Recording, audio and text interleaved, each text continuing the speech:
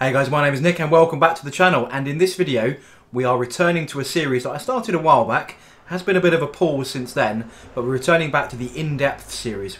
This is the series where I go into great detail about particular units, certainly within the Thousand Suns Codex, which is where this focus really is, and also Chaos Demons, certainly Zench Demons, and just looking at that unit, how best to use it, what its weaknesses are, and should it have a mainstay in your current army.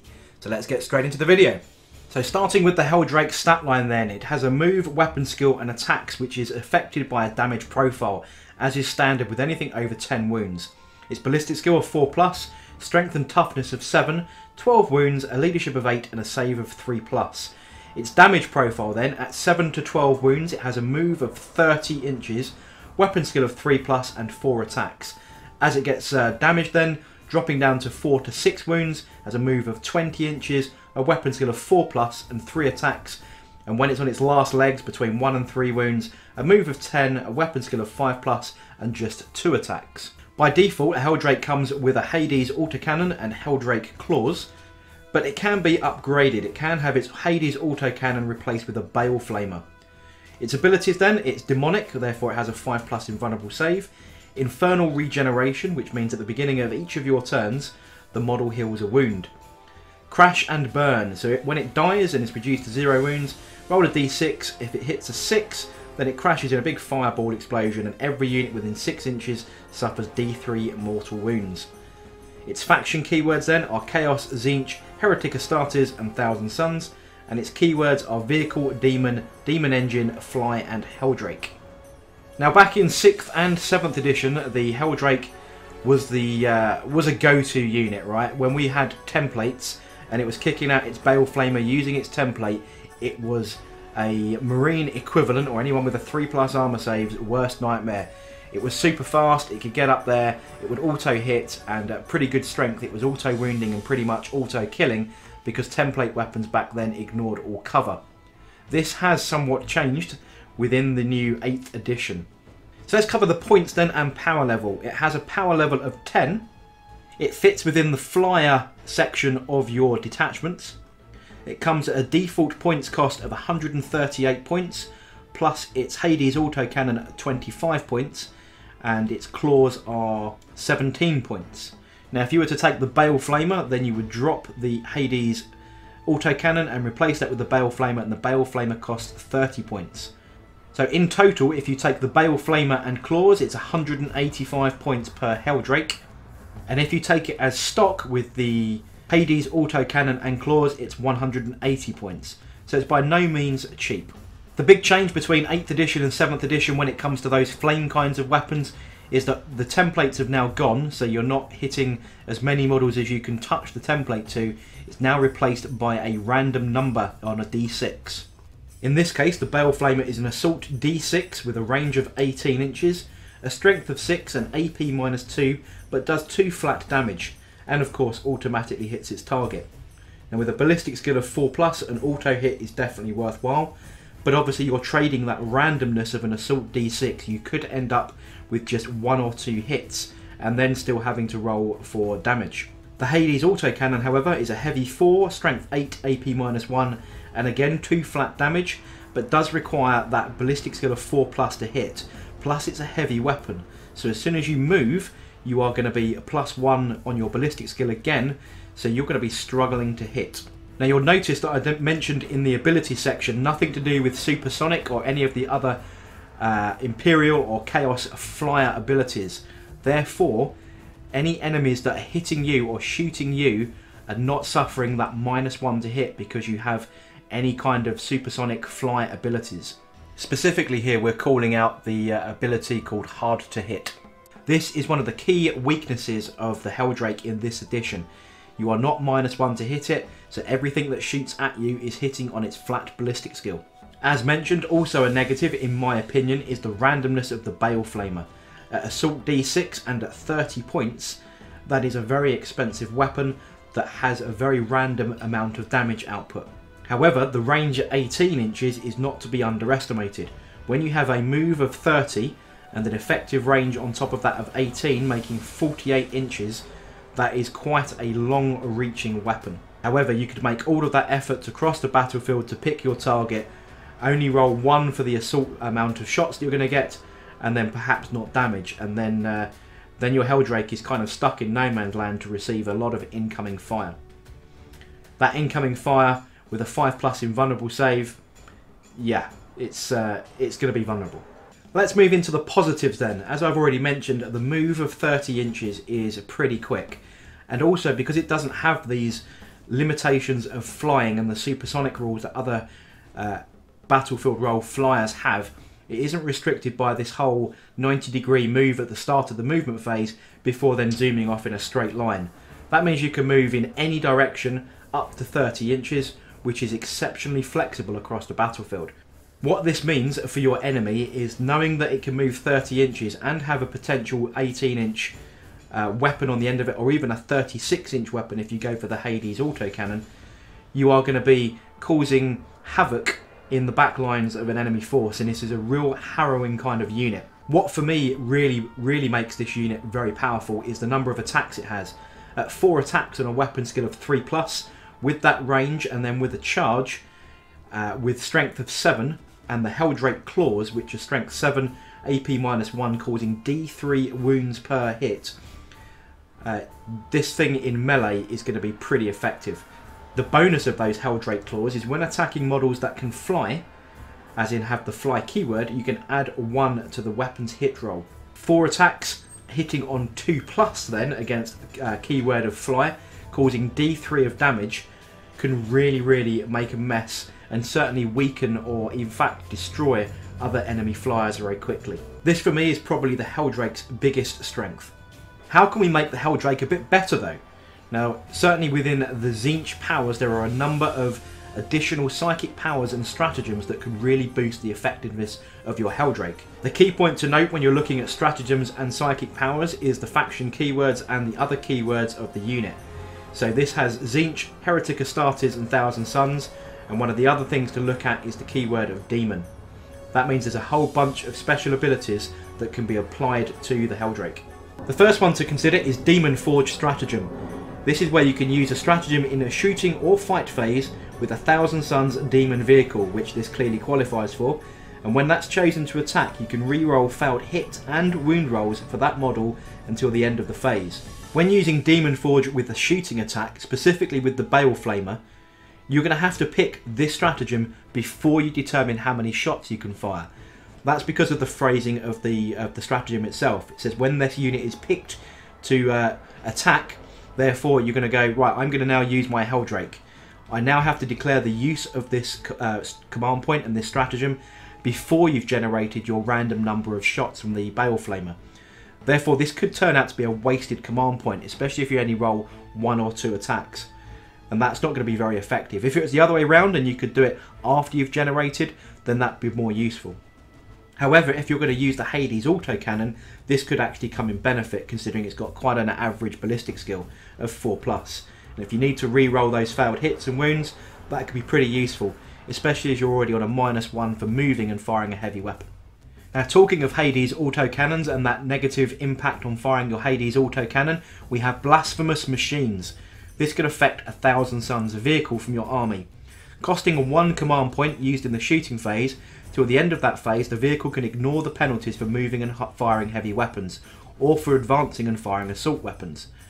So Hades autocannon here, you're then going to be back to your ballistic skill of 4+ instead of 5+. So if you're going to run the higher ranged weaponry that's available to you, this wouldn't be a bad shout. That covers the stratagems that are going to benefit the Heldrake. Let's look at psychic powers that can affect it and give it a decent advantage. The first one is under Discipline of Change, and number 3 is the Glamour of Tzeentch. Until the start of your next psychic phase, your opponent must subtract 1 from any hit rolls they make for models that target this unit, and this unit is any Thousand Suns unit within 12 inches of the psyker. In this case, obviously, if you're running a pure Thousand Suns force, then your psychic powers are increased to 18 inches. They're +6 to any range. So if you have a psyker that is within 18 inches of your Heldrake and you cast Glamour of Tzeentch on it, you are in effect making this target a little bit harder to hit. Very beneficial, I think. It's quite easy to get psykers in and around the board using Discipline of Change, and being able to target this unit for that minus. The next one that's of benefit within the Discipline of Change is Temporal Manipulation. Has a warp charge value of 6. If manifested, select a friendly Thousand Suns model, which this is, and within 18 inches of the Psyker, using the Thousand Sun special rule for the +6, that model immediately heals D3 wounds. If you have a very badly injured Heldrake, he's already healing himself with 1 wound, but in the Psychic phase you can buff that and heal an extra D3 wounds. Taking him through the different damage charts could restore him to almost full health. Finally, within Discipline of Change, we have Weaver of Fates, one of my favourite disciplines and psychic powers for the Thousand Suns. If manifested, you can target a Thousand Suns unit, which this qualifies for, within 18 inches, buffed to 24 inches of the Psyker, which is quite a colossal range given how fast the Heldrake can move. Until the start of your next psychic phase, the invulnerable save is improved by 1. This can give the Heldrake a 4+ invulnerable save, which is an awful lot more effective than the 5+ he comes with. Within the Dark Hereticus discipline then, we can use Prescience. If manifested, a Heretic Astartes unit, which the Heldrake qualifies for, within 18 inches, buffed to 24, you can add 1 to all hit rolls made for that unit until the start of your next psychic phase. Now we already have the Heldrake hitting on 2+ against units with the fly word. Now if you were targeting anything else, then you're going to be back to your basic weapon skill of 3+, unless you're degraded. In which case, adding 1 to hit rolls against non-fly words, or if you're degraded against other units, then being able to add 1 to hit rolls, which would also affect your Hades autocannon, but is very, very useful in the melee phase, especially with the attacks that this unit has. Also within Dark Hereticus is Diabolic Strength. Now, if manifested, you can select a Heretic Astartes unit, which the Heldrake qualifies for, within a base range of 12 or 18 if buffed for a Thousand Suns army. Till the start of the next phase, add 2 to that model's strength and 1 to its attacks. Now I think this is probably one of the strongest abilities to cast on your Heldrake. A strength of 9 and then that's 5 attacks with that D3 of damage and with that AP of -1, this thing is going to shred an awful lot of stuff. Strength 9 against a lot of high toughness flying vehicles, you're going to be wounding on 3s instead of 4s or even potentially 5s. That is a big advantage. Strength 9 versus a lot of stuff is superb. Now what also that benefits is anything that is toughness 4, where normally your strength of 7 is going to be wounding on a 3+, you're now more than double the toughness, therefore you're going to be wounding it on 2+. That is huge. So for me, Diabolic Strength is certainly a very useful target for the Heldrake. Finally, within Dark Hereticus is another very powerful but a little bit more limited ability, and that is Warp Time. Again, its target is a Heretic Astartes unit, but only within 3 inches of the Psyker. Now that can be increased to 9 inches with the Thousand Sun special ability, and that unit can then immediately move as if it's its movement phase. This can give the Heldrake a 60-inch move. That is ginormous. But if you've already moved 30 inches forward and you're well out of range of your Psykers, what you're going to have to do then is use Deep Strike or another way to keep your Psyker within 9 inches of your Heldrake. Magnus the Red, for example, or even some sorcerers on discs that may be able to keep up and keep in range. Then you can get your Warp Time off if you really need your Heldrake to be making that colossal distance. Now the fear of that alone, I think, in your enemy's face, especially if you're playing lengthways across your board, i.e. short board edge to short board edge, and they're all hunkered up in their table edge, and you need to get across the board, because Thousand Suns are typically quite slow. But if you can then suddenly appear and move 60 inches across the board with this winged beast, you're going to be putting the fear of chaos into the enemy. But obviously this requires some careful manoeuvring and careful planning on your part in order to get that power off. Has a warp charge of 6, so it's a little bit below average to get off, and if you're relying on this tactic, you know, it is a bit of a gamble. But if you get that off and then suddenly you're within 6, you know, you've moved 60 and then you've got that potential charge, you're going to be in the enemy's face. Finally then we go into the Discipline of Tzeentch. So as you may well know, Thousand Suns have access to all 3 of these powers across various models. And one of the ones that can affect the Heldrake is Boon of Change, which if manifested affects friendly Tzeentch demon units. Now the Heldrake is a Tzeentch and a demon unit. So this can be affected. So within 18 inches, 24 if buffed, you can actually randomly generate an extra attack, an extra point of strength, or an extra point of toughness until the next psychic phase. Again, all three of those are going to be pretty effective on the Heldrake. Finally, the last one that can affect the Heldrake is Flickering Flames. If manifested, a friendly Tzeentch demon, which again this qualifies for, within 18 inches of the cycle, or 24 when buffed, until the next psychic phase you can add 1 to any wound rolls made for that unit's shooting weapons. How much of an effect that has in game for me I think is a little bit limited. 1 to wound if you're running the Bale Flamer, it's already wounding on a 3+, but again the random nature of that weapon really kind of makes it a little bit of a gamble. It could be effective, but for me I think there are other powers in the list that are very more effective than Flickering Flames. The big thing to worry about though when worrying about Discipline of Change is how many units actually have access to this power range. And from what I can tell, it's basically Demon Princes and Magnus himself. None of the other Sorcerers or even Ahriman has access to the Discipline of Change. It is primarily, after all, a demon power from the Tzeentch Demon Codex, so it's not available to everybody. Most of them just have access to Discipline of Change and then limited access to Dark Hereticus. So if you're banking on the Discipline of Change, you need to have 2 particular models in your force, one of which is Magnus, who is very expensive, and then one of which is a Demon Prince. However, a Demon Prince with wings is a mainstay in, I think, most people's Chaos forces because they're so damn good. But if you are utterly desperate to have that particular discipline in your force, then you should consider a mixed force using Tzeentch Chaos Demons, as the Psykers there all have access to those 2 powers. One final way then to buff your Heldrake, as with every other army these days, your characters offer a buff to all surrounding units within an aura bubble of 6 inches. So Sorcerers, Magnus, Ahriman and Demon Princes all offer the ability for a reroll of a 1 on the dice. So in shooting and in melee, if you happen to be within 6 inches of one of these characters, your Heldrake is going to benefit from that 1 dice reroll. So there we go then guys, that covers all the details and most of my thoughts on the Heldrake. So what are my overall opinions and should it appear in your army? Now this very much depends on your local meta and your gaming style and whether you're running a combined force or whether you're running pure Thousand Suns, all of that kind of stuff. Thousand Suns models are very expensive points wise, rightly so because they have some of the best bolt guns in the game. Although if you've seen the release of the Death Watch and the Primaris and some of the special issue ammunition, you might think again. But from a Heldrake perspective, he's a big fire magnet. He doesn't have a huge amount of wounds. You're going to be struggling to screen him in any way, shape or form on most battlefields, so he will be shot at. So for 180, 185 points, he's a very good fire magnet. Should be able to shrug off a lot of damage really. I mean, he's a relatively good toughness with his regeneration of wounds and his 5+ invulnerable save. He should be able to be relatively survivable. And it will draw fire from other units that you might be having on the battlefield. You know, a lot of people, if you drop Magnus on the battlefield, will draw all the guns. That might be an excuse for the Heldrake to get through and start tearing up the enemy. I've already mentioned the negatives, so there's a couple of negative points really. He's not hard to hit, so they're not -1 ballistic skill to shoot at him. They are hitting on their natural ballistic skill, unless you get a particular power off. He is large, so most people will be able to see him. But I think he's got more strengths than he has weaknesses. Points-wise, I don't think he's a terrible points position.